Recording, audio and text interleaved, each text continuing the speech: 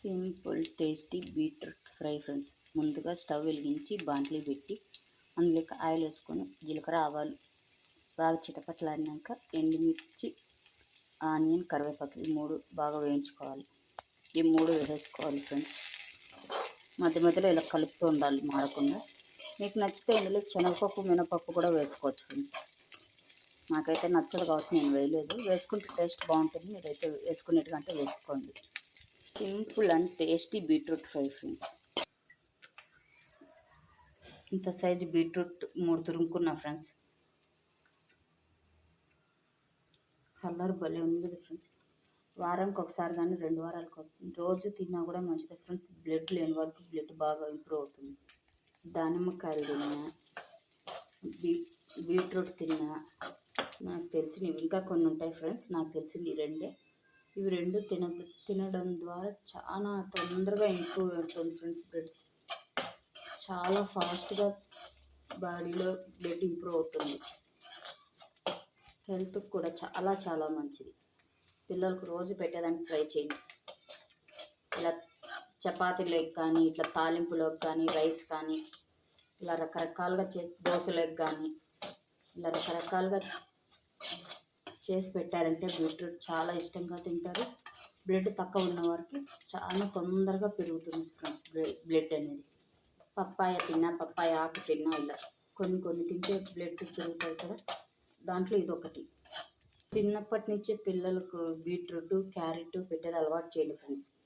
Carrot అయితే కంటికి మంచిది. కరివేపాకు క్యారెట్ ఇలాంటివి కంటికి చాలా మంచిది.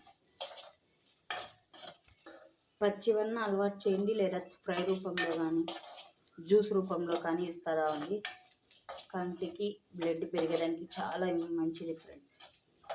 క్యారెట్ వచ్చి కంటి చూపుకి మంచిది, బీట్రూట్ వచ్చి బ్లడ్. ఇప్పుడు ఇందులోకి వేసుకుంటున్నాం ఫ్రెండ్స్ బీట్రూట్. ఇప్పుడు ఇది వేసారు, కలుపుకున్నాం ఫ్రెండ్స్. మళ్ళీ చెప్తున్నాం ఫ్రెండ్స్, మీకు శనగపప్పు మినపప్పు ఇష్టమయ్యేట్టుగా వేసుకోండి. పంట కింద పడితే కరకరలాడితే టేస్ట్ చాలా బాగుంటుంది. నాకు నచ్చదు కాబట్టి నేనైతే వేయడం లేదు. చాలా ఫాస్ట్గా తొందరగా రెడీ అయిపోతుంది ఫ్రెండ్స్ ఈ బీట్రూట్ ఫ్రై అనేది. 5 లేదా 10 నిమిషాలకు మించి ఎక్కువ పట్టదు ఫ్రెండ్స్. ఈ టైం పచ్చివాసన పోయేంతవరకు వేయించుకునేయడమే.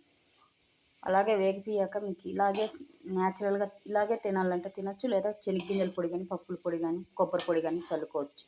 ఎండుమిర్చి ఫ్లేవర్ ఇష్టపడే వాళ్ళైతే ఇలాగే చేసుకొని తినండి ఫ్రెండ్స్. పొడులు అవసరం లేదనుకుంటే కరివేపాకు, ఎర్రగడ్డ, ఎండుమిర్చి వేసుకొని వేయించుకొని బీట్రూట్ వేసుకొని ఫ్రై చేసుకోవడమే. లేదు పొడులు ఇష్టపడే వాళ్ళైతే శనగగింజల పొడి, పప్పుల పొడి, కారపొడి వేసుకోండి. దీని ఫ్లేవర్ ఇలా న్యాచురల్గా ఇష్టపడే వాళ్ళైతే ఇలాగే న్యాచురల్గా తినేయచ్చు. నేను చేసిన ఈ బీట్రూట్ ఫ్రై మీకు నచ్చితే లైక్ చేయండి, షేర్ చేయండి, కామెంట్ పెట్టండి. దోశల లెగ్ కానీ, చపాతీల లెగ్ కానీ, రైస్ లెగ్ కానీ బాగుంటుంది ఫ్రెండ్స్. దీని సైడ్ డిష్గా రసం చేసుకుంటే టేస్ట్ ఇంకా బాగుంటుంది. ఇది ఫ్రై అయిందని ఎలా తెలుస్తుందంటే ఎర్ర కలర్ కాస్త వైట్ కలర్గా కలర్ చేంజ్ అయిపోతుంది ఫ్రెండ్స్. అప్పుడు ఇది రెడీ అయిపోయినట్టు ఫ్రై.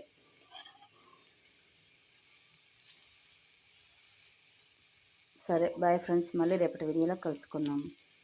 చాలామంది చూస్తున్నారు కానీ లైక్ మాత్రం చేయడం లేదు ఫ్రెండ్స్. అందుకో కొంచెం కమెంట్ సెక్షన్లో తెలుపుతారా, నచ్చిందా లేదా అనేది కూడా కమెంట్ సెక్షన్లో తెలపండి. అలాగే మీ బంధుమిత్రులకు, మీ స్నేహితులకు కూడా షేర్ చేయండి.